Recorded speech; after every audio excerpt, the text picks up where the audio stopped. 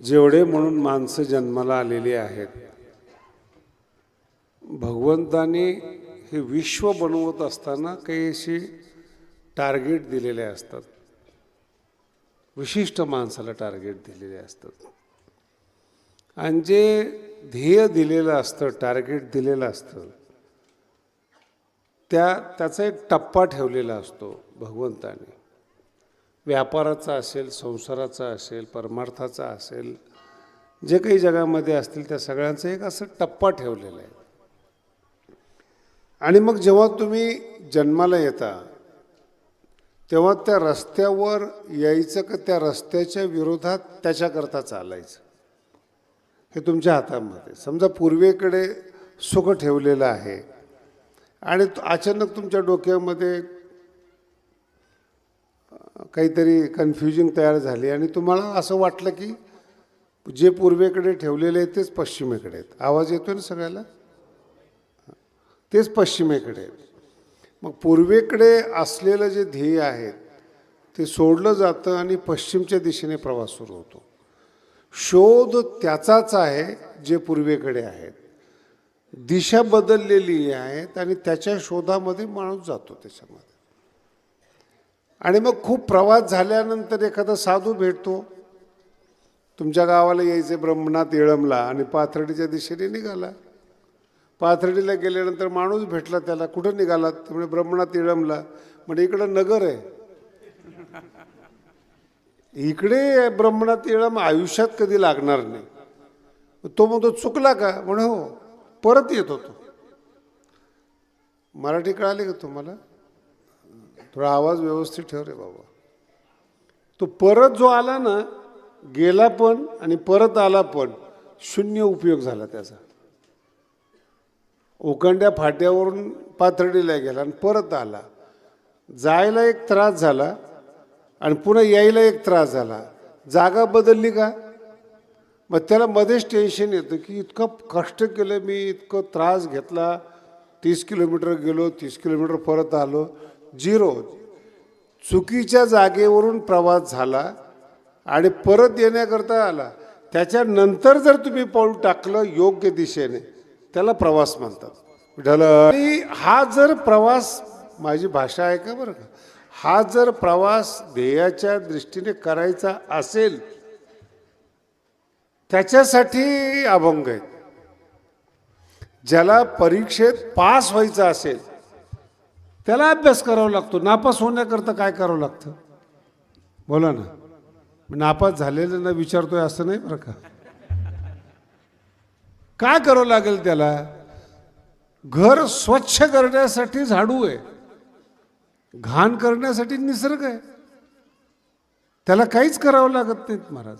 म्हणून ज्यांना जीवनामध्ये चुकीचं वागायचं आहे त्याच्यासाठी परमार्थ नाहीच, हा पहिला टप्पा समजून घ्या.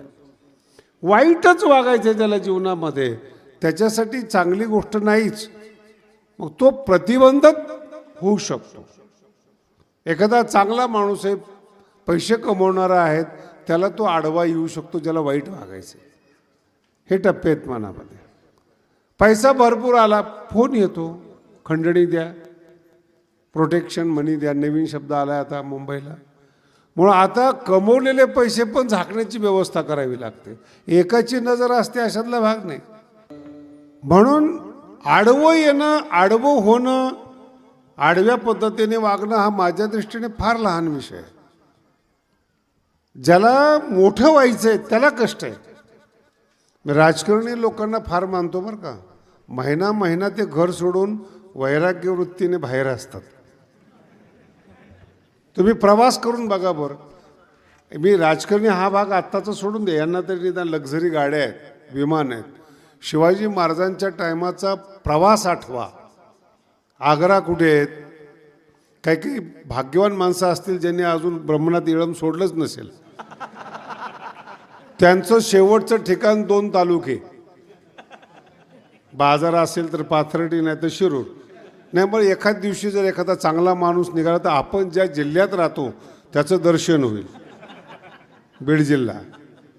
आणि तुम्ही तर आज कमाल केली, मला नगरमधून वाजवत गाजवत बीडमध्ये आणलंय. म्हणजे एका जिल्ह्यातून दुसऱ्या जिल्ह्यात आणलंय किती मोठे, ते पण रथामध्ये. विठ्ठला, हा एक मनुष्य आहे जो फक्त तालुक्यातून कधीतरी जिल्ह्यात जातो, आणि एक छत्रपती आहेत राज्य ओलांडून सुखरूप आग्र्यामध्ये जातात, आणि तिथं या भारताचा जो राजा आहे त्याच्या तुरुंगात ते असतात. मराठी समजून घ्या. कोणी अडकवलंय तो. इथून म्हणजे समुद्राच्या टोकाला रायगड आहे, आणि तिथून उत्तर प्रदेशामध्ये जो त्या काळातला विधर्मी बादशाह आहे, हिंदू बादशाह नाही आहेत की निदान त्याला दया येईल माया येईल असं काही प्रकरण नाही आहे. ते विधर्मी बादशाह आहे. त्याच्या तुरुंगातून पुन्हा सुटणं आणि रायगडपर्यंत हाताशी न येणं, याला त्रास होतो. ही बुद्धिमत्ता आहे, हे विशेषता आहे. म्हणजे मोठं व्हायचं असेल तर त्रास आहेत, काहीच करायचं नसेल ना अजिबात त्रास नाही, अजिबात त्रास नाही. आमच्या गडावर एक दोन विद्यार्थी आहेत, त्यांनी मला अगोदरच सांगून ठेवले, महाराज काम सांगा, अभ्यास सांगू नका.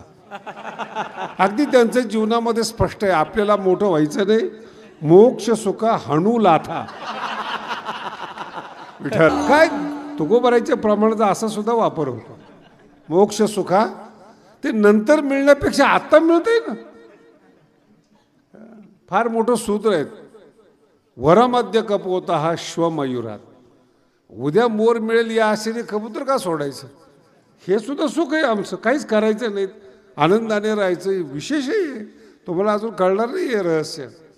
मग त्यांना म्हटलं बघ ते मोठं नाहीच व्हायचं आम्हाला, तुझ्या चरणाची सेवा. दोन विद्यार्थी, अजिबात अभ्यास हा विषयच नाही त्यांचा. मग त्यांना म्हटलं कीर्तन का, काय घेणे ऊन काय दिवा लागलाय. मराठी नाही कळली अजून. तो काय म्हणतोय, झालेल्याचा काय दिवा लागलाय, हा अंधार शोधतोय. कळालं तुम्हाला, हा काय शोधतोय, अंधार शोधतोय. याचं कधी ऐकू नका. शिकून काय दिवा लागला, हा अंधार चुका शोधणारा माणूस आहे. अशी दुर्बुद्धी आणि असे मित्र जीवनात नसावेत.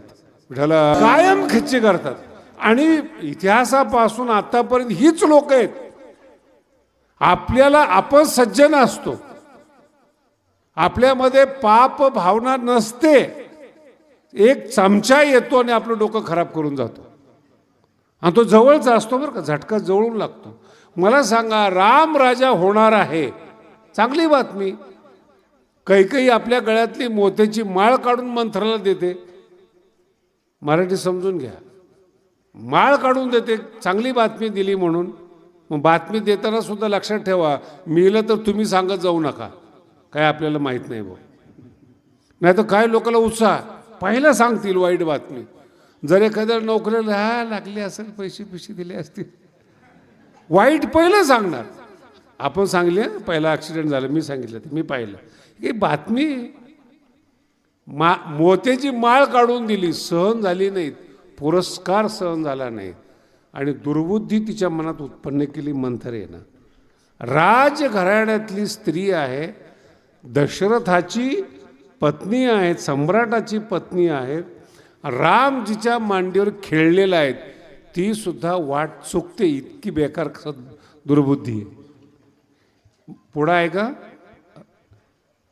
ती चुकली याचं वाईट नाहीये, काही चुकली याचं वाईट नाही, राज्य उद्ध्वस्त केलं. करत्या माणसाने, बसा जागी झालं, एक निर्णय जर करत्या माणसाचा चुकला, करत्या माणसाचा एक निर्णय चुकला ना, घर उद्ध्वस्त होतं. शासनकर्त्याचा एक GR चुकला, राष्ट्र खराब होतं. आणि राष्ट्र ज्याच्या हातात आहेत त्याचा एक निर्णय चुकला, जीवन उद्ध्वस्त होतं. एक निर्णय, एक एवढी मोठी दुर्बुद्धी बरं का. एक क्षण असतो तो, एक क्षण, फार काळ नसतो तो चुकण्याचा, एक क्षण निर्णय चुकतो. वाईटाचं जर जाऊ द्या हो, रावण फिवून चुकला असेल, नाव धर्मराज, नाव काय, भगवंतानी देखील त्याच्यावर विश्वास ठेवावा. शत्रूने सुद्धा धर्मराजाच्या बोलण्यावर विश्वास ठेवावा इतकी तपश्चर्या कमवलेला जुगार खेळायला आहे. दुर्बुद्धी ते वारकऱ्याने जुगार खेळावा. बोला ना, काही ते जेवढं पाप लागेल ते माझ्या माथी असेल, तुम्ही टेन्शन घेऊ नका. काही लोकांना असं वाटतं की धर्मराजाला बाबा बोलले महाभारत घडवलं, याच्यापेक्षा काय वाईट आहे? इतकं वाईट आहे. एक निर्णय चुकला धर्मराजाचा. महाभारताच्या शेवटी 20 माणसं म्हातारे शिल्लक होते अख्ख्या भारतामध्ये. एवढा निर्णय चुकला.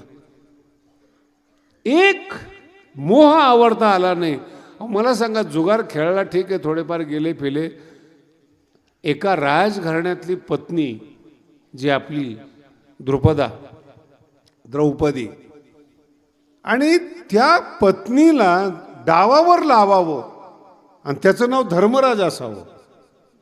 1000 माणसं, करोडो माणसं या जगामध्ये असे जे देवाला मानत नाहीत, फक्त पैशाला आणि सत्याला मानतात. अजिबात टेन्शन घेऊ नका की आपणच शहाणे आहोत म्हणून. नवीन नवीन मुलं शाळेत जातात आणि त्यांना असं शिकवलं जातं देव नाही, अंधश्रद्धा आहे वगैरे वगैरे. ते होतं, फरक पडतो. आमच्याबरोबर एक विद्यार्थी होता, अतिशय धार्मिक, नाकापासून गंध लावत होता आणि व्यवस्थित. त्याचे 2 टिंबे, एक लाल एक काळं, इतकं सुंदर शेंडी वगैरे असं व्यवस्थित. ते विचारसागर शिकलं आणि त्याला ज्ञान झालं जगात सगळंच ब्रह्म आहेत. त्यांनी सगळं उचलून ठेवून दिलं. मग मी एक दिवशी बघितलं, त्यांनी माझ्यासारखी कटिंग केलेली, शेंडी नसलेला, पुन्हा असं सगळं स्टाईलमध्ये वागायला सुरुवात केली. मी म्हटलं तुझ्यात कसं काय बदल झाला? सर्वम खलुइदम ब्रह्म. जर जगत व्यापक आहे, व्यापक शक्ती आहेत, तिथं पूजा कशाला करायची? मराठी कळली का? या मुद्द्यावर मुस्लिम धर्म आहे. हा जो मुद्दा आहे ना, जो महाराज बोलतो, तो एवढा लहान मुद्दा समजू नका. एक धर्म जन्माला आला, मूर्ती पूजा करत नाही. काय करायची? अल्लाह निर्गुण आहेत, 7 आसमान के बाद में रहता है. इथं काय पूजा करायची? मग इथं मारामारीच, युद्ध, अशांतता, ही शिकवण आहे. माझा मुद्दा आहे का, ज्ञान फार चांगली गोष्ट आहेत, हे कधीही माणसाने डोक्यात घेऊ नका. प्रेम ज्याच्याकडे आहे ना, त्याला माऊलीने, ज्ञानोबाईंनी गीता सांगितली, कृष्णाने गीता सांगितली. प्रेम ज्याच्याकडे आहे, ज्ञान ज्याच्याकडे, बिघडलेलेच आहे. तुम्ही अजूनही अनुभव घेऊन पहा. थोडं शिकलं ना, पोरगा हातातून जातो. MA झाला, मलाच प्रश्न विचारतात, महाराज काय खरं जगामध्ये? म्हणजे तुला कुणी सांगितलं खरं आहे म्हणून? आमच्या अख्खे कीर्तनकार जगत मिथ्या म्हणून सांगतात, तू काही नवीन सांगतो का? नाही, पण मला सांगा म्हणे, महाराज होऊन तरी काय मिळालं? म्हणलं तुला काय कळणार आहे? झाल्यानंतर कळेल ना. नाही कळालं. एका मुलीचं पोट दुखत होतं. लग्न झाल्यानंतर 5 वर्षांनी पोट दुखत होतं. गर्भवती होती. डॉक्टरकडे दाखवलं, सांगितलं तिला गर्भवती आहे, 4था महिना आहे, दुखतं पोट. घरी आली ती. तिची नणंद होती बिना लग्नाची.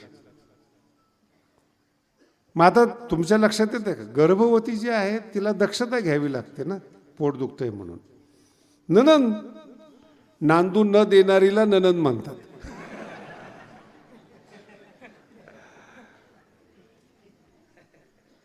मग आता ती हॉस्पिटलमधून आलेली, चेक करून आलेली, तिला आरामाची गरज आहे, डॉक्टरने सांगितलेली. नणंद लागली भांडायला.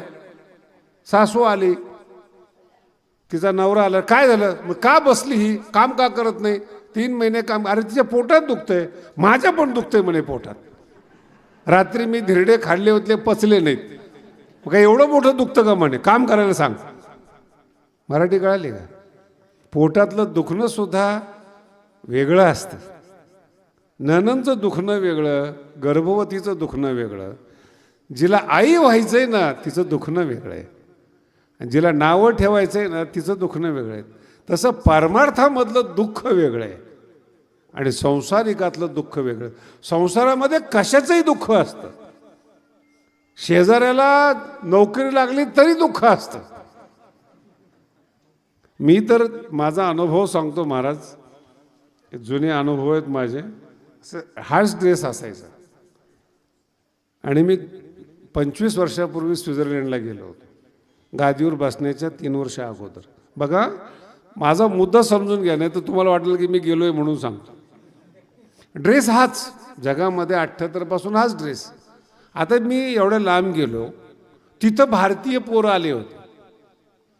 25 वर्षापूर्वीचं माझं वय आणि हा ड्रेस. तिथले सगळे जे इंग्रज होते ना ते आदर देत होते, बेस्ट युनिफॉर्म म्हणून, चांगला ड्रेस आहे, चांगला ड्रेस आहे. ती जी पोरं होती मुंबईची आलेली शिकलेली, ती मला बघितली, पंडितजी इधर कैसे, राग आहे बोले विजा वगैरे मिळा क्या, नाही कळालं. आणि हे कुठं विचारतायत, स्वित्झर्लंडला विजा मिळाला का, मग आलो कसा काय, तुम्हाला पण कळलं नाही. म्हणजे विजा म्हणजे काय असतो, विठाला. म्हणजे जे भारतीय लोक आहेत त्याला टेन्शन, धोतर इकडं कसं काय, आम्हीच यायला पाहिजे. विद्वत्तेचा अर्थ पहा. जे समजदार आहे त्यांना माहिती आहे कायदेशीर आलेला आहे, विजा आहे, तिकीट आहे, सगळं कुठेतरी सोय असेल, सगळं असेल, सहन नाही होत, आमचा हक्क आहे, याला संसार म्हणतात. बरं, स्वित्झर्लंडने येऊन मला पाहून दुःखी व्हायची काय गरज आहे का. मराठी कळाले का. तुम्ही जो निसर्गाचा आनंद घ्यायला गेलेला आहे, असं पण 1000 प्रकार आहेत असे. तू इथं कसा काय, काही काही माणसं आमदाराजवळ जातात, ते चमचे म्हणतात, तू इकडं कसं काय, मग चमच्यानीच जावं असं काही नियम आहे का, जनतेने जावं का, निवडून कोण देतं, चमचे का जनता. मग हे मधले लोक ठरवतात कोणी गेलं पाहिजे साहेबाकडे. जर गेलाच एखादा माणूस, लगेच कानात, चमच्या कानात सांगतो, त्यांनी मतदान नाही केलं बरं का आपल्या, त्याचं काम ऐकू नका.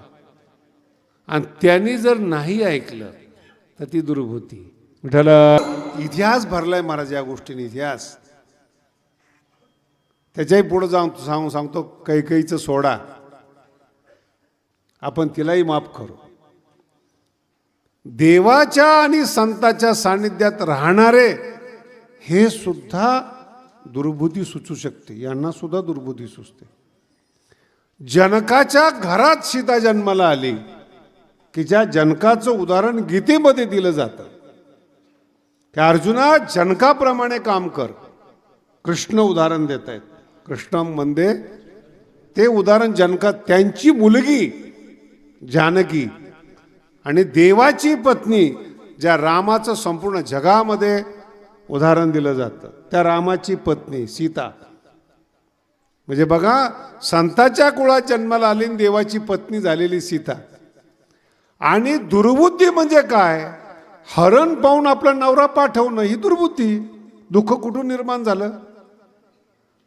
12 वर्ष बरोबर आहे रामाच्या जंगलामध्ये, दुखी नाहीये. माझा मुद्दा समजून घ्या. आणि त्याच्याही पुढे जाऊन सांगतो, ज्या खेडेगावातल्या स्त्रिया आहेत ना, त्यांनी हे उदाहरण घ्या. आदिवासी क्षेत्रामध्ये दंडकारण्यामध्ये राहणाऱ्या सीतेला नवरा बरोबर आहे म्हणून 12 वर्ष दुःख नाही. नवरा बरोबर आहे म्हणून 12 वर्ष. जर का तुमची इच्छा बदलली, दुर्बुद्धी सुचली आणि नवऱ्याला जर तुम्ही काम सांगितलं ना, संसार उद्ध्वस्त होतो. अभंग लहान नाही आहे, अर्थ फार महान आहे. कोण, देवाच्या सानिध्यातल्या सीतेला दुर्बुद्धी सुचली आणि एका हरणाच्या मागे राम लावला. मराठी नाही कळली ना. तुम्ही सगळे तेच आहेत हो, सगळे तेच आहेत. जो देव नवसाला पावणार आहेत त्याला जाऊन तुम्ही सांगता, देवा एवढं काम कर. कुणाला काम सांगितलं तुम्ही. तुम्हाला कधीतरी सुचतं का की त्याची योग्यता काय. अहो तुम्ही भाग्यवान आहेत महाराज. एक जण गडावर पोरगी घेऊन आला, MBBS झालेली, आणि मला सांगितलं महाराज ही MBBS झाली, आता हिचं तुम्ही बघा. गडाच्या महंतानी. मी म्हटलं अहो ते आता तुमचं ओळख नाही. नाही नाही, मोठे बाबा करत होते. म्हणजे तिथपर्यंत काम सांगणारी लोक आहेत. कोणी कोणतं काम करावं काय नाहीच कळत. या गावामध्ये विष्णू भैरव आहेत, रक्षण करण्याचं ठिकाणी. तुम्ही भाग्यवान आहेत, एवढ्या चांगल्या तीर्थामध्ये जन्म झाला, राहताय तुम्ही. महादेवाचे अवतार आहेत आणि ते आपल्या गावामध्ये आहेत. 100-150 गावांचं दैवत आहे. अशा देवाचे तुम्ही शिष्य आहात. आता मी तुम्हाला अजून उलटा प्रश्न विचारतो. तुम्ही पंढरपूरला गेलात, विष्णूच्या मंदिरामध्ये गेलात, पाया पडलात तुम्ही आणि घरात दारिद्र्य आहे, भगवंताला म्हणता तुम्ही घरात दारिद्र्य जरा लक्ष्मी पाठवा. एवढं सोपं आहे का न्यायाचार्य? तुम्ही ज्यांच्याकडे गेलात विष्णूकडे त्याची पत्नी मागताय, कधी सुचलं का तुम्हाला? असा जगात कुठला दोस्त आहे का तुमचा प्रेमळ की तुम्ही त्याच्या घरात गेलात, त्याला विनंती केली व तुमची पत्नी आमच्या घरी पाठवा? आहे? तुम्ही जेव्हा लक्ष्मी मागता विष्णूला, कसं पाहिलं पाहिजे तुमच्याकडे विष्णूनी? खरंच भक्ती करता का तुम्ही? अशा 1000 उदाहरणं आहेत. मी तुम्हाला एक तुमच्या जीवनातल्या काय चुका आहेत ते सांगतोय तुम्हाला. तुम्ही पूजा करताय का काय करताय नेमकं तुम्हाला कळत नाही. याच्यासाठी ज्ञान लागतं, याच्यासाठी सुबुद्धी लागते. म्हणून जेवढे श्रीमंत लोक आहेत त्यांचा अभ्यास करा तुम्ही. नवसाला पावणाऱ्या देवाकडे जातात. गंमत म्हणून सांगतोय बरं का, व्यंकटेश्वर आपल्या भारतामध्ये सगळ्यात उत्पन्न असणारं देवस्थान आहे. मी गेलो होतो तिथं, तिरुपतीला. ते हुंडीमध्ये पैसा येतो, रात्री मोजलं जातं. मग मी विचारलं की हा जो पैसा येतो याचा काय इतिहास आहे, काय? त्यांनी सांगितलं की लग्नासाठी तिरुपतीने कर्ज घेतलं होतं कुबेराकडून. इतिहास पण कसे भारी भारी बघा. कोणी कर्ज घेतलंय? तिरुपतीने. कुणाकडून घेतलंय? आणि त्याचं व्याज रोज चुकवलं जातं आणि त्या देवाकडे तुम्ही जाता पैसे मागायला जो मुळात कर्जात आहे. आणि कर्ज तिरुपतीचं आणि तुम्ही त्याला हुंडीमध्ये पैसे टाकतात. काय भारत आहे आपला! हे तत्वज्ञान. आणि याच्यामुळं काय झालंय, भारताचं तत्वज्ञान बदनाम झालंय. परमाणूचा शोध ऋषीने केलेला आहे. सूर्य एका ठिकाणी पृथ्वी फिरतेत याचा शोध संतांनी घेतलेला आहे. आणि ह्या मूर्खपणामुळं अध्यात्म बदनाम होतं. विठाला नाही समजत आपल्या. आणि जर तुम्हाला नाही तुमच्या इच्छेला आलं, ज्ञानोबांनी ओव्या इतक्या सुंदर दिलेल्या आहेत. मग बिघडली या टाकीती नाही म्हणून. जर तुम्ही एखाद्या साधूकडे गेला, एखाद्या देवाकडे गेला आणि जो तुमच्या नवसाला नाही पावला, पक्ष बदला. ही जुनी पद्धत आहे बरं का. आत्ता अजिबात नाही पक्ष बदलण्याची. जुनी पथ आहे. देव बदलणारी लोक आहेत. हो, हे ज्ञानोबांचे ओव्या आहेत देव बदलण्याचे. बिघडली या टाकीती नाही. हा देव नव्हताच, माझ्या नवसाला पावला नाही, बदला देव. मग देव बदलणाऱ्या भारतामध्ये आपण राहतो. पक्ष बदलण्याचा काय कौतुक आहे आपल्याला? कधी महंत बदलतात, संत बदलतात, मांत्रिक बदलतात, नाही बदलला. काहीच नाही झालं तर नेता बदलतात. आणि नेता तो पाहिजेत, चुकीच्या कामाला प्रोत्साहन देणारा नेता पाहिजेत. म्हणून भारत सुधरत नाही. योग्य काम केलं ना कुणालाच फोन करायची गरज नाही. जाताना ओव्हरटर्न लोड घ्यायचा ट्रकचा, अडकला की नेत्याला फोन, गाडी अडवली. नको चुकीचं काम करू. नाही कळालं? चुकीचं जर काम नाही केलं ना, देवाची ताकद नाही तुम्हाला शिक्षा द्यायची. याचं नाव गीता आहे. यालाच कर्मफळ असं म्हणतात. चुकीचं कामच केलं नाही, देवाची गरज नाही. आणि जर चुकलं ना, देव सुद्धा तुम्हाला वाचवत नाहीत. ही रामाच्या बापाची कथा आहे. काय दशरथाचा इतिहास आहे. बघा, सुचलं पाहिजे तुम्हाला. लक्षात ठेवा, इथं माफ नाही. आपण रामाला मानतो, पण कर्मफळ कोणालाच चुकलेलं नाही. कोणत्याच व्यक्तीला साधूला नाही, देवाला नाही. म्हणून कधीही सांगत असताना सांगतो, कर्म व्यवस्थित करा. प्रेम मिळेल, प्रेमाबरोबर मान मिळेल. प्रेमाबरोबर. तुमच्या गावात काही मी पहिल्यांदाच आलो आहे का? 22 वर्षानंतर तुम्ही मिरवणूक काढली. हे कर्माचं फळ आहे. तुम्हाला काय वाटलं? ज्या ज्या गावात मी जातो, गादीवर तर मी 22 वर्षापूर्वी बसलेलो आहे, तेव्हा कोण आडवे आले होते? तेव्हा नुसते आडवे होते. पण 22 वर्षामध्ये जो गडाची उत्क्रांती झाली, अन्नदान आणि ज्ञानाची उत्क्रांती झाली, समाजात प्रेम निर्माण झालं. दृष्टांत आहे बरं, नाही ते चुकीचा अर्थ काढा. दृष्टांत आहेत. प्रेम निर्माण झालं, एकता निर्माण झाली, आकडे वाढले, आणि ज्यांनी सत्कर्म केलं नाही ते वाकडे झाले. आपलं काही बांधायला बांधच नाही कुठे. टेन्शन, रोज टेन्शन हो. एक झाले की एक आकडा, एक झाले की मला म्हणजे महाराज पैसे काय करतात, म्हणलं ये गडावर. आणि तुम्हाला हे सुद्धा माहीत नाही, जेव्हा आकडा जाहीर होतो याच्यावर सरकारचं लक्ष असतं. एवढं सोपं नाही, लपवणं सोपं आहे. जाहीर केल्यानंतर एवढं सरकार गाफील आहे काय, एवढा पैसा येतो कुठं जातो? अहो, एका माणसाने स्वतः गणित करून मला येऊन दाखवलं. मलाच माहिती नाही वर्षामध्ये वर्गणी किती झाली. महाराज एवढी वर्गणी झाली या वर्षामध्ये, नाही कळालं. याच्यासुद्धा ओव्या आहेत. पुढीलाचे ओझे ना आपले माथा घ्यायचे. वर्गणी झाली गडाला आणि ह्या महाराजाला टेन्शन, याच्याकडे पावती. ती कशा करता? काय गरज काय? पुढं नीट आहे का? तुमचं जीवन अनमोल आहे हे पहिलं तुम्हाला कळायला पाहिजे. मराठी नीट आहे का? तुम्ही अनमोल आहात.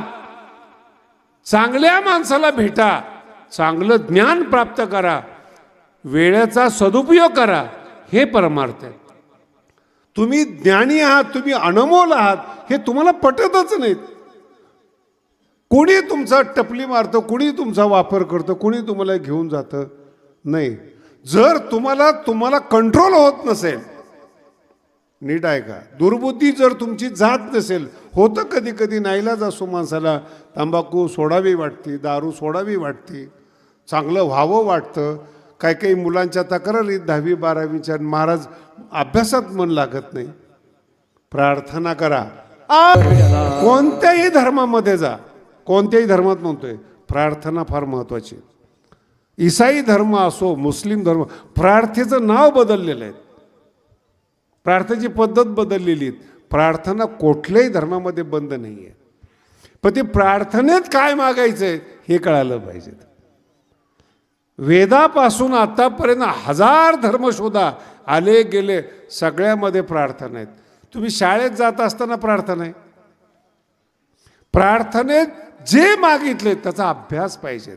आता माझं ऐसे करी देवा, प्रारब्धवशात, पूर्व प्रारब्धवशात नाही आम्हाला चांगलं सुचत, नाही आम्हाला कंट्रोल नाही होत. आम्हाला वाटतं संत व्हावं, आम्हाला वाटतं परमार्थामध्ये यावं, कंट्रोल होत नाही ना, सद्गुणाच्या शेजारी या. आता माझं ऐसे करी, माझ्याकडून होत नाही, माझ्याकडून दुर्गुण सुटले जात नाहीत. मला प्रार्थना कर, मला आशीर्वाद दे, मला जवळ घे. तुझे पाय चित्ती धरी, तुझं ज्ञान तुझं चित्तात धरलं गेलं पाहिजे.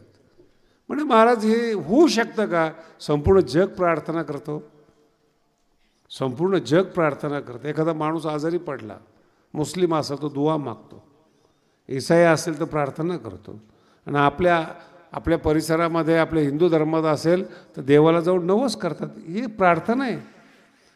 जगद्गुरु तुकोबरायांची प्रार्थना करतात, त्याच्या मागचा भाव आहे हा. आणि प्रारब्धाचा सगळ्यात मोठा फटका सांगतो तुम्हाला, सगळ्यात मोठा फटका.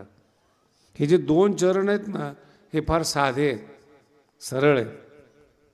दुर्बुद्धी ते मना आणि देवा, आता माझं ऐसे करी, तुझे पाय, मी प्रार्थना करतो की मला सन्मार्गाला लाव.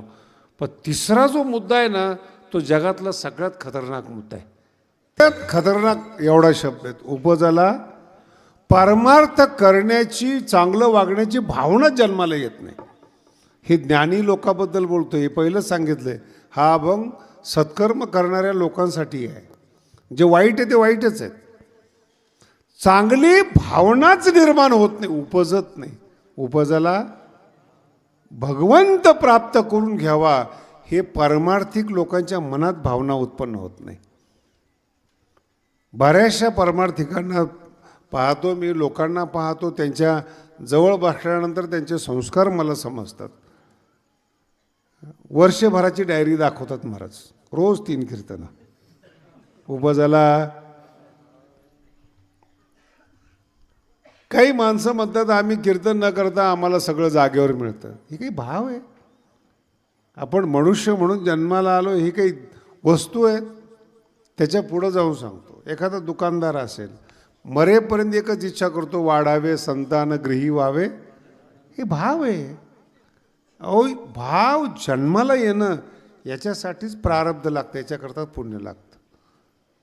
संताजवळ योग्य मागावं, संत कळावेत, हे दोन्ही गोष्टी आहेत. संत कळावेत म्हणून पुण्य लागतं. मग ह्याचा दृष्टांत मी तुम्हाला आत्ता दिला. संतांच्या घरात जन्माला आली सीता आणि देवाच्या बरोबर 12 वर्ष राहिली. उपजला भाव, जमलंच नाही तिला. हरणीचा भाव जन्माला आला, आयुष्य उद्ध्वस्त करून घेतलं. देव आणि संत दोन्ही एकत्रित असताना सुद्धा चांगली सद्भावना उत्पन्न होत नाही. जेवढे वैज्ञानिक लोक आहेत, जेवढे विज्ञानाला मानणार आहेत, त्यांना आव्हान आहेत. आव्हान का चांगली भावना उत्पन्न होत नाही? अभ्यास करून बघा. याला आम्ही प्रारब्ध म्हणतो. इथं अध्यात्मशास्त्र सफल आहे. मागच्या जन्मातलं पुण्य म्हणण्याचं कारण, एकाच आईच्या पोटी 2 जण जन्माला येतात. दोघांचे भिन्न भिन्न कर्म असतात. एक श्रीमंत असतो आणि एक गरीब असतो. गरीब असतो, विचारा त्याला, हट्टी असतो तो, नाही मला हेच पाहिजेत, वाईटच पाहिजेत. आणि काही काही माणसं असेत महाराज, आयुष्यात कीर्तन हा प्रकारच ऐकत नाहीत. आपल्याला त्या साईडला नको, 2 पैसे घ्या सप्ताहाचे, आम्हाला बोलवू नका. त्यांना विचारलं काय, काही संबंधच नाही आपल्याला, देव पण नको आणि परमार्थ पण नको, समाज आहे म्हणून आम्ही दान करतो. ऐकायची भावना होत नाही. आणि परमार्थातलं पहिलं पायरी हे श्रवण आहे. पहिली पायरी ऐकणे, पहिली पायरी. ज्याला ऐकता येतं ना, तो माणूस विद्वान होतो. डॉक्टरकडे जा, गेले गेले तो तुमचं ऐकतो म्हणून डॉक्टर होतो. तो काय होतंय तुम्हाला? आता काही काही भाग्यवान डॉक्टर आहेत, सगळं झाल्यानंतर विचारतात काय होतंय. मग आलो कशा करतात? अवघड आहेत. ऐकणं. वकिलाकडे जा, सगळी स्टोरी ऐकतो. तो ऐकतो, ऐकण्याचे पैसे घेतो आणि त्याच्याशिवाय तुम्हाला पर्याय नाही. आपलं हृदय संताजवळ उघड करा, त्याच्यावर संत औषध देतील. संताकडे लपवून ठेवू नका. जेव्हा लोक बाबाकडे येतात ना, हृदय उघडं करतात. महाराज बाबा चुकलं, याच्यातून तारा. चुकणं स्वभाव आहे, लपवणं कपट आहे. आणि कपटी माणसाचा उद्धार होतच नाही. एकदम तुकोबरायची भाषा सांगतो मी, ज्यांचा गाथा जगात प्रसिद्ध आहेत. ते म्हणतात, मी अनाथ अपराधी कर्महीन. उघडा करा ना, तुम्हाला मोठं व्हायचं ना, उणीव दाखवा आपली. जगातले सगळे प्रेमविवाह 99% सफल होत नाही. किती टक्के? ते उणीव दाखवतच नाही एकमेकाला. भेटल्या भेटल्या सांगता, तुझ्यासाठी मी चंद्र सूर्य आणतो. नाही कळालं तुम्हाला? भेटल्या भेटल्या आणि बेस्ट कपडे घालतील, बेस्ट फॅशन करतील, नको तो मेकअप लावतील. मेकअप कळलं का तुम्हाला? स्वतःला फसवणं म्हणजे मेकअप करणे. मी जशी आहे तशी दिसत नाही म्हणजे मेकअप. चांगली दिसते. आता त्याला चांगली पाहायची सवय. चेहरा धुतल्यानंतर मुलं बघा तुम्ही, नाही ते कपडे उधार, मित्राचे कपडे आणतात. तो उधार, आजच्या दिवस दे. इम्प्रेशन टाकण्यासाठी गाडी दुसऱ्याची आणतात. बरेचसे महाराज लोकांचे कपडे पाहून आळंदीला ज्या आलेले आहेत ते फसलेले आहेत की त्याच्याकडे तेवढंच भांडवल आहे, दुसरं काहीच नाही. मुद्दा लक्षात, दिसतं, आतमध्ये काही नाही आहे. आतलं नाही दाखवत. आणि जेव्हा खरं कळतं ना, मग तेव्हा असलेली श्रद्धा पण नष्ट होते महाराज. मी एका साधूला बघितलं, आयुष्यभर दुसऱ्या जातीचा आहे म्हणून प्रसिद्ध झाला तो, आणि किती वर्ष 60 स्वतःची जात लपवली त्यांनी. आणि जेव्हा ते गेले तेव्हा तिथल्या लोकांना असं विचारलं की बुवा कोणी घरातला पाहुणा आणू अंत्यविधीसाठी. जेव्हा अंत्यविधीसाठी पाहुणा आणायला गेल्यानंतर जात कळाली. लोक म्हणले 60 वर्ष लपवलं. काय लपवायचं कारण आहे? तुम्ही कोणत्याही जातीतले जरी असलात तरी मनुष्यच आहात ना, नाही का? कोणत्याही जातीतले जरी असलात तरी तुम्ही मनुष्य आहात. एवढं देवासाठी पुष्कळ आहे. माणसाचं सोडून द्या. माणसं जातीवाद नाईलाजानं करतात. गुणवत्ता असेल तर जातीवाद होत नाही. माझं आव्हान आहे तुम्हाला. पटतंय तुम्हाला? नाही पटत ना. तुमच्या हातात मोबाईल आहे. कोणत्या जातीच्या माणसाने केला माहिती आहे तुम्हाला? नाही वापरता ना मोबाईल, तिथं तुम्ही जात नाही पाहत ना. तुमच्या हातात घड्याळ आहे, तुम्ही चष्मे आहे. कोणत्या कंपनीने तयार केलं, बघ तो शाकाहारी का मांसाहारी ते पण नाही पाहिलं. काय पाहिलं तुम्ही समोरच्या माणसाचं? ज्याचे कपडे घातलेत त्याचं काय पाहिलंय तुम्ही? ज्याची कंपनी काय पाहिलं तुम्ही? 1000 उदाहरणं रोज देतो. जातीवाद फक्त दुःख देण्यासाठी आहे, बाकी काही उपयोग नाही त्याचा. किती बुद्धिमान मनुष्य असू द्या, वेदामधलं वाक्य आहेत, माझे गुरुजी सांगत होते, पुमांस पुमांसा परिपातु विश्वतः. माणसाने माणसाला जपावं, माणसाने माणसालाच गरज आहे, जातीची गरज नाही. त्याची स्वतःच्या उद्धाराची सद्भावना जन्माला येणं ही जगातली सगळ्यात मोठी गोष्ट आहे. एक तुकोबरायांचा अभंग आहे बरं का, माझा मीच झालो शत्रू. आता जेवढ्यांची मी उदाहरणं दिली ना तुम्हाला, सीतेचं उदाहरण दिलं, कैकेयीचं दिलं, जे उदाहरणं दिलेत तुम्हाला, मागच्या कीर्तनामध्ये जे आपला आता सप्ताह झाला त्यात काही उदाहरणं रावणाचे दिले. हे सगळी माणसं स्वतःला घातक आहेत. कैकेयीला दुर्बुद्धी सुचली, लोकांनी थोडा त्रास सहन केला. नीट ऐका बरं का, अगोदरचं साम्राज्य दशरथाचं चांगलं होतं, नंतर रामच राजा झाला, मध्यंतरी कैकेयी बदनाम झाली. मध्यंतरी अगोदरही चांगलं आहे, नंतरही चांगलं आहे, मध्यंतरीचा काळ त्या बुद्धीनं बदनाम झाली. आता उलटा भाग आहे का? रामाचं मूर्ती स्थापन करत असताना सीताची मूर्ती असते का नाही? राम, सीता आणि लक्ष्मण. रामासाठी सीता आहे, रामासाठी हनुमंतराय आहेत. हनुमंतरायची जात बघितली का तुम्ही? बोला ना. कर्तृत्व बघितलं. रामाचं मंदिर नसेल पण हनुमंताचं मंदिर आहे. कर्तृत्व, संत, इतकी ताकद आहेत महाराज सेवेमध्ये, इतकं फळ. तो भाव उपजला पाहिजे. आता उलट बोलतो तुम्हाला. सीतेचं आहेत एकनिष्ठ राहिल्यामुळं, कैकेयीचं का नाही? कधी बघितले कैकेयीची मूर्ती? नाव ठेवत नाहीत महाराज लोक. मी एका गावात गेलो, म्हणे आमच्या गावात कैकेयी. म्हणलं भाग्यवान आहेत. एका गावात दुर्योधन नाव होतं. मी म्हटलं का ठेवलं? म्हणलं जगाला कळायला पाहिजे, जे कोणी ठेवत नाही ते आम्ही ठेवतो. उपजला भाव. रावणी नाव आहे. तुम्ही पुन्हा आहे का, दुसऱ्यासाठी घातकच नाहीत. तुमची बुद्धी तुम्हाला मोठी करणारी असते, तुमची बुद्धी तुम्हाला पतित करणारी असते. 6व्या अध्यायामध्ये अतिशय सुंदर श्लोक आहेत. उद्धरेद आत्मनात्मानम. आपला आपण उद्धार करायचा असतो. मी विद्वान आहेत, मला फायदा आहे ना. मी चांगलं काम केलंय, मला फायदा आहे. तुम्ही काय करणार आहेत त्याला? एकाला आमचा मित्र आहे, खूप चांगला शिकलेला, त्याला ज्ञानेश्वरीच कळत नव्हती. 30 वर्ष तिकडं राहिलं, मराठी येत नाही, आया क्यान गया क्या त्याच्यातच तिकडं राहिलेला आहे. आणि सगळे संस्कृतचे सूत्रपाठ, ते डाण आहे दोष सजत नाही मात्र ठक ठक काही कोरप. आला माझ्याकडे, मला म्हणे महाराष्ट्रातल्या लोकांना काही कळत नाही. म्हटलं तुला हक्कलं, याच्यावरून तू समजून घे. काय कारण आहे?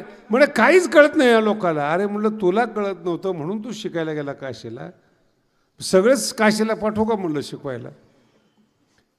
बघा ते टप्पा कसा आहे. नाही नाही, आता मला असं वाटतंय शास्त्रीजी ह्या लोकांना जरी व्याकरण कळत नसलं तरी ज्ञानेश्वरी कळते. मग माझी इच्छा आहे ज्ञानेश्वरी सांगायची. म्हणलं सांग.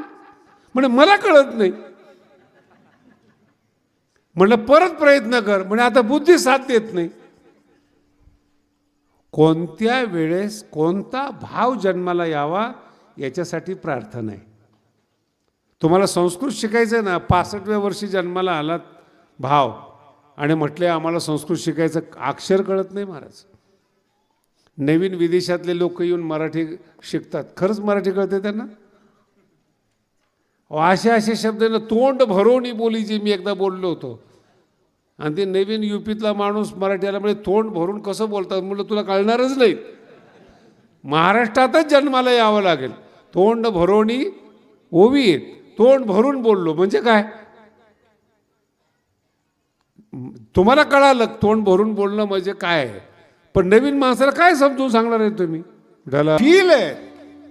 योग्य वेळेस योग्य वयामध्ये योग्य भाव जन्माला आला पाहिजेत, याच्यासाठी प्रारब्ध लागतं. तुकोबारायांचं वय होतं, तुकोबारायांचं वय होतं.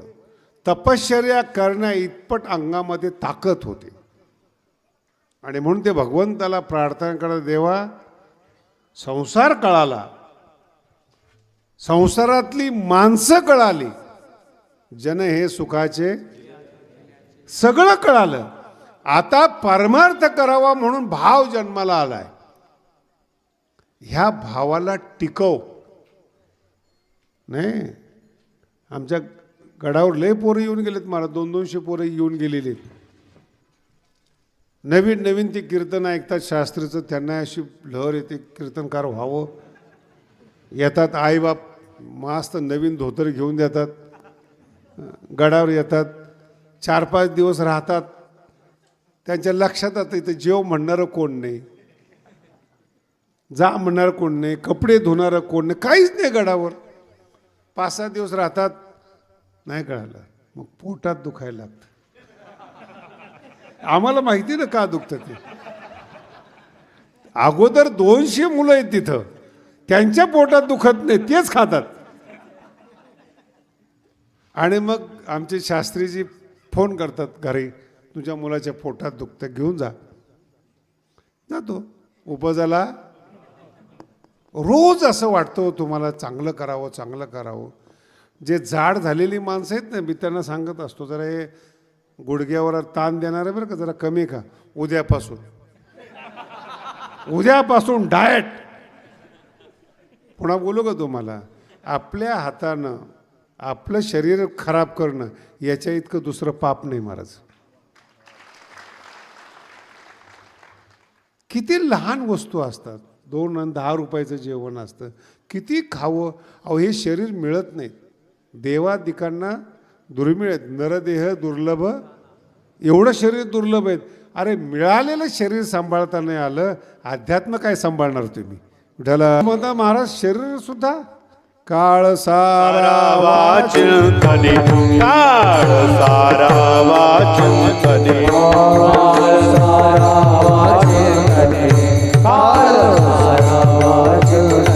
एकांतवासी गंगा स्नाने, एकांतवासी गंगा स्नाने, एकांतवासी गंगा स्नाने, एकांतवासी गंगा स्नाने.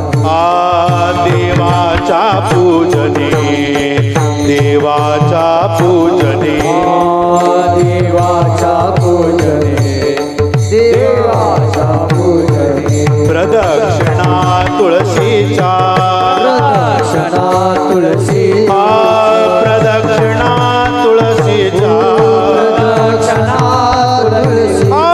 युक्त हार विहार, युक्त हार विहार, युक्त हार विहार, युक्त हार विहार, युक्त हार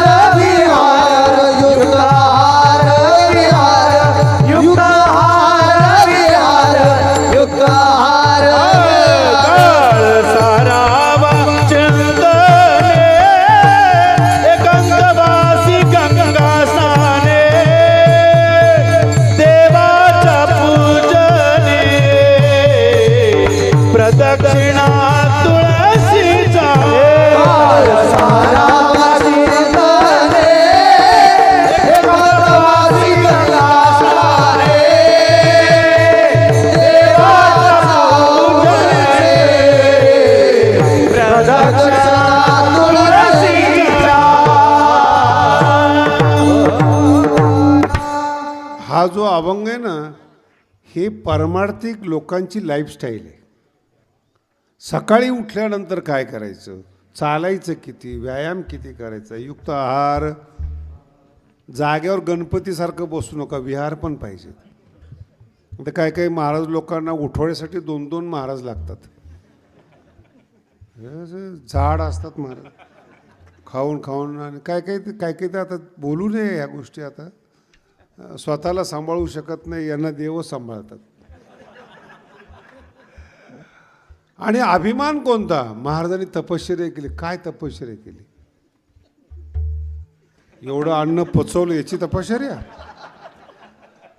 एक कीर्तनकार होते महाराज, महाराष्ट्रात फार प्रसिद्ध होते. त्यांची जेवणाची एक टेक्निक असायची, त्यांना 12 पुरणपोळ्या लागायच्या. 12 हे माझ्या देखीची गोष्ट आहे. आणि जेवायला बसले की 7-8 तर ते सहज खायच्या. आता त्याच्या पुढं खायला अपमान वाटायचा त्यांना.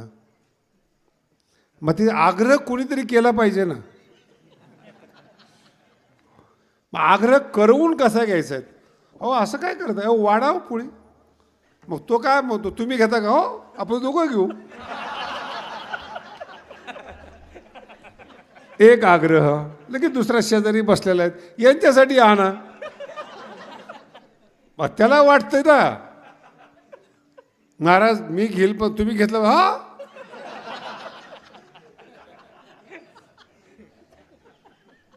अति खाल्ल्याने झोप येते. बघा शब्द, सायन्स काय सांगतं, अति खाल्ल्याने झोप येते. याचं कारण आहे, पोटातलं अन्न पचवायला ताकद लागते. नीट आहे का, जास्त खाल्ल्याने ताकद कधीच येत नाही. मेडिकल सायन्स बघा, युक्त आहार केल्याने ताकद येते, अति खाण्याने ताकद जाते. मग काय होतं, तुम्ही जास्त जेवण केलं, मग शरीरातलं रक्त भिसरण पोटाकडे येतं. मग त्या प्रकृतीला पोटातलं अन्न पचवण्यासाठी मेंदूचं रक्त कमी करावं लागतं. आणि मेंदूचं रक्त कमी करण्यासाठी मेंदू झोपी घालावा लागतो.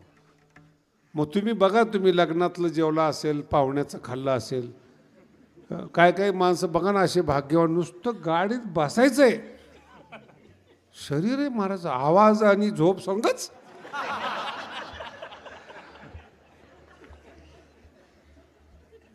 बरेचसे महाराज लोक जो घोरणं ऐकून ते कीर्तन करतात काय असं वाटतं.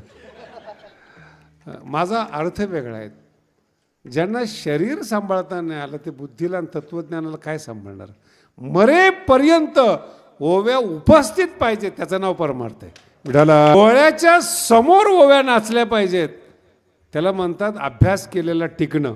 हां केला होता, मी एकाला विचारला, रे असा असा प्रश्न आहे, मला नाही माहिती बुवा. अरे पण शिकलं ना तू, पहिला नंबर आला होता. झालं केलं महाराज. आता तुम्हाला अजून टेक्निक सांगतो, समोर बसलेल्या लोक, आमचं जाऊ द्या. जेवढे UPSCचे पुस्तकं आहेत ना, UPSC कलेक्टर होण्याचे पुस्तकं, ते सगळे प्रश्न 4थी ते 10वी पर्यंतच्या पुस्तकात आहेत.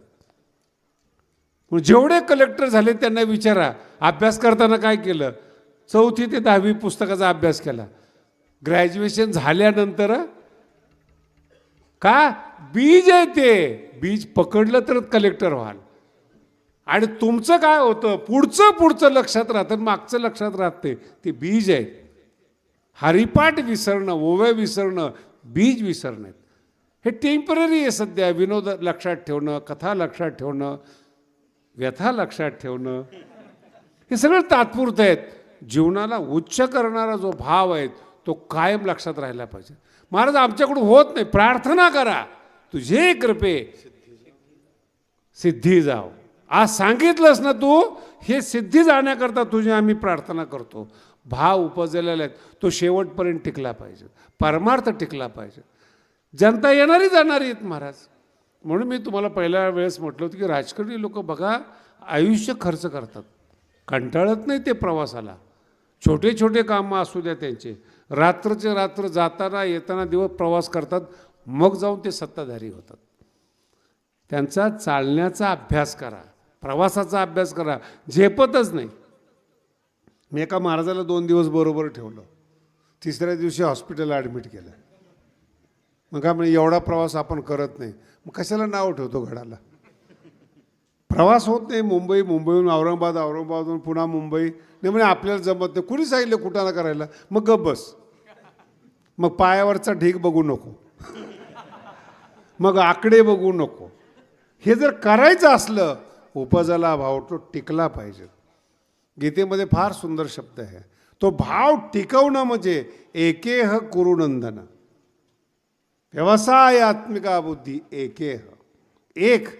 एकाच सिद्धांतावर ठाम असलं पाहिजे. बहुशाखा म्हणजे अव्यावसायिक लोक आहेत ना, रोज वेगळं सुचतं. काही मुलं आहेत आमच्या आळंदीमध्ये, सकाळी 5 वाजता पखवाज वाजवतात, 7 वाजता पाठाला जातात, 12 वाजता जेवतात, 2 वाजता गायनाच्या क्लासला जातात आणि संध्याकाळी 6 वाजता जिमला जातात. बहुशाखा. आणि 10 वर्षांत कशातच काही नसतं. गायन येत नाही, एक ठिकाणी मन नाही, आणि एक धरीला चित्ती. एकच तुमच्या जीवनामध्ये पाहिजे, आणि तो भाव जन्माला येण्यासाठी पुण्य पाहिजे, म्हणून चांगलं वागावं लागतं. विठाला अरे भाव उपजला ना, बघा गीतेच्या विरोधातला अभंग आहे हा. भाव उपजला ना, मग लाभ सांगितला. गीता सांगते कर्म करा पण फळाची अपेक्षा, तुकोबाराय म्हणतात लाभ नाही या परत फळ आहे. एक भाव उपजला पाहिजे, तो जर टिकला ना तोच लाभ आहे. आणि त्या एका कामासाठी जग तुमच्या पाया पडतं. एवढं विशेष आहे जीवनामध्ये. एकाने कीर्तन ऐकलं गडावर, अट्टल दारुड्या होता, दारूशिवाय जमतच नव्हतं. खरवंडी उपजला भाव, महाराज उद्यापासून दारू बंद. 20 वर्षाची सवय, काम करत जात, आणि नेमकं त्याच्या घराकडे जाताना दुकान दारूचं. पण त्यांनी ठरवलं, रात्री कीर्तन ऐकलं आपण, उपजला भाव पक्क. आणि चमत्कार बघा, त्या दुकान जसं जसं जवळ येत होतं तसं तसं तो कट्टर होत होता. नाही जायचं, जवळ येते, नाही जायचं, जवळ येते. आणि असं ते मनात, आता ती सवय 20 वर्षाची, महाराज तुम्हाला काय नावं ठेवतं, तुमचंच आहे ना. आता तुम्ही कीर्तनाला बसला, सकाळी ग्रामपंचायत लागू द्यावर, कसली समानता, कसलं काय आलं, लगेच सकाळी काउंटिंग सुरू, इथं इतकी मते, तिथं तितकी मते, उपजला काय. ह्याला कट्टरता लागते, याला प्रारब्ध लागतं महाराज. आणि कसं तरी दुकानाचं गेट त्यांनी बघितलं आणि मनाला आवरून पुढे गेला. पुढे गेल्यानंतर त्यांनी श्वास टाकला. 20 वर्षात जे घडलं नाही त्याच्यावर आज विजय मिळवला. चल या खुशीत दारू पाजतो.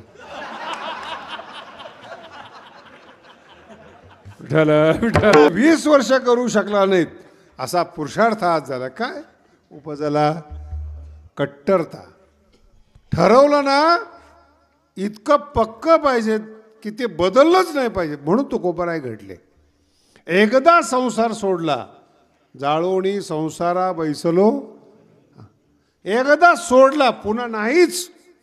एक लक्षात ठेवा, एक कट्टरता आहे. आणि त्याला देवाची प्रार्थना, देवाला प्रार्थना करावी लागते. देवा, चुकून भाव जन्माला आलाय, ह्या भावाला, या भावनेला तू टिकव. आणि ते टिकवण्यासाठी त्या एरियामध्ये लोक राहावं लागतं. जर विद्वान असाल ना, तर मूर्ख माणसं जवळ करता येत नाही. आणि मूर्ख माणसं रागवल्याशिवाय राहत नाही.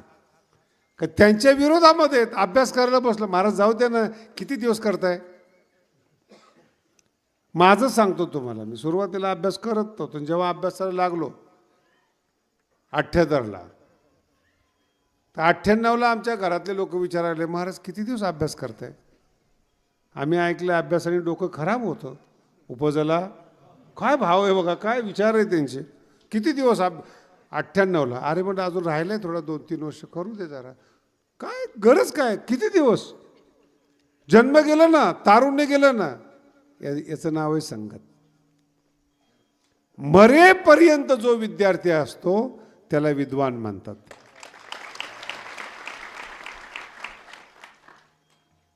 नाही तर हेच कीर्तन दुसरीकडे, दुसरंच कीर्तन तिसरीकडे. आमचा एक मित्र आहे, तो आयुष्यभर 2च कीर्तन, काल्याचं कीर्तन आणि आदल्या दिवशीचे कीर्तन. पूर्वी असं असायचं आमच्या काळामध्ये, काल्याचं कीर्तन आणि संध्याकाळचं कीर्तन एकच ठेवायचं, एक पाकिट देता यावं म्हणून. 2 कीर्तन, कुठेही गेले की 2 कीर्तन, संध्याकाळी सकाळी, संध्याकाळी सकाळी. संसार झाला हो त्याच्यावर, उपजाला. 3रं कीर्तन मी विचारलं चाललं कसं काय. एक गाव आहे का म्हणे महाराष्ट्रात, आणि त्या काळात रेकॉर्डिंग नव्हती. आता हाच अभंग तुम्ही पिंपळनेरला ऐकला, हाच अभंग तुम्ही आज ऐकताय, सेम असतं तर तुम्ही लगेच उठले असते. मटेरियल वेगळं आहे, नाही जरा अभंग सेम आहे पण मटेरियल वेगळं आहे. पण त्याच्यासाठी कट्टरता लागते, त्यासाठी अभ्यास लागतो, त्यासाठी जीवन लागतं. काय नाही सांगितलं हे पण कळायला पाहिजे. काही काही कीर्तनकार मी बघितलेत, जिथं खा करतात ना तिथंच ते खा करतात, खोकला नसला तरी खा करतात.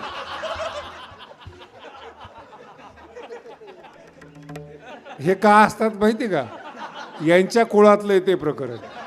विठाला लावा त्यांचा टेप आणि त्यांना कीर्तन करावं आणि टेप लावा, 1 मिनिटामध्ये फरक पडणार नाही. दोघांचा आवाज एकाच वेळेस सारखा येईल. महाराज माझा अर्थ चुकीचा आहे, लाभ होत नाही या लोकांना. भुक्तये न तू मुक्तये म्हणतात. लोकप्रसिद्धी मिळेल, पैसा मिळेल, मान मिळेल, पण जो सन्मान असतो तो सन्मान नाही मिळत. जर रोज भाव टिकला, शेवटपर्यंत टिकला ना तुम्हाला, शेवटीच. जेवढे डॉक्टर आहे, जेवढे वकील आहेत, जेवढे कलेक्टर झालेले आहेत, यांच्या चरित्राचा तुम्ही अभ्यास करा, तो भाव टिकलेला आहे त्यांचा. तरुणपणामध्ये 1000 प्रलोभन असताना देखील वेळेवर लक्ष देऊन 12-12 तास, 16-16 तास लाईटीच्या खाली अभ्यास केलेला आहे. तुम्ही सगळ्या मोठ्या लोकांचे चरित्र ऐका. रस्त्यावरच्या दिव्याच्या खाली अभ्यास केला आहे. आता घरात लाईट आहे, टेबलवर लाईट आहे, टेबल लॅम्प, तरी ते पोरगा अभ्यास करत नाही. म्हणून खूप अवघड आहे बरं का. महाराज लोकांची पोरं महाराज होणं खूप अवघड गोष्ट आहे. उपजाला हाच भाव नाही उपजत. कोणत्याही नेत्याची मुलं, कष्ट करणाऱ्याची मुलं होणं अवघड आहे. सुविधा मिळतात, भाव जन्माला येत नाही. आपल्याला हे करतो, कशा करता करायचं म्हणते. गरिबी असते, सलते ती, कलेक्टर होतो, त्याला गाडी मिळते, बंगला मिळते, त्याच्या पोराला जन्माला आल्यानंतर ते मिळालेलं असतं. तो म्हणतो कष्ट कशाला करायचं. भावच जन्माला येत नाही. ऐश हे जीवन नाही आहे माणसाचं. जगद्गुरु तुकोबाराय म्हणतात हे जीवन नाही. जीवन काय, लाभ नाही या परता. जो भाव उपजला आणि तो जर टिकला ना, शेवटीचा दिवस गोड व्हावा. तुम्हाला त्याच्याही पुढे जाऊन सांगतो ना, चांगलं राहण्यासाठी कष्ट करावं लागतं. तुम्हाला डॉक्टर म्हणून घ्यायचं आहे ना, 4 वर्ष कष्ट करावे लागतील. कष्ट 4 वर्षानंतर लोक तुम्हाला डॉक्टर मानतील. भागतं का तेवढ्यानी? बोला ना. 4 वर्ष झाले, डॉक्टर पदवी मिळाली, प्रॅक्टिस कोण करणार? प्रॅक्टिस म्हणजे कट्टरता. जे शिकलात तुम्ही ते मरेपर्यंत तुमच्या लक्षात ठेवणं म्हणजे कट्टरता. नाहीतर 2 वर्ष गुण आला, बरेच डॉक्टर आहेत ते आणि माशाच आहे त्यांच्या दुकानामध्ये. जा तुम्ही हॉस्पिटलमध्ये बघा काहीच नाही, काहीच नाही. तेच कधीही आपले पेपर वाचतायत जगात कुठं. अरे तू कोण आहेस? डॉक्टर आहेस. माणसं वाचणं, राजकारण काय वाचतो? लाभ नाही या पण. म्हणून हे जो अभंग आहे ना, या अभंगाचं एवढं पतन झालंय. याजसाठी केला होता, हा अभंग लग्नाचा आहे. याजसाठी केला होता ठास, शेवटीचा दिस लग्नाचा अभंग आहे हा. आणि 10व्याला वापरतात. त्याचं चरण बघा, तुका म्हणे मुक्ती परिडिली. मी मुक्ती, तुकोबाराय म्हणतात मी मुक्तीबरोबर लग्न करतोय.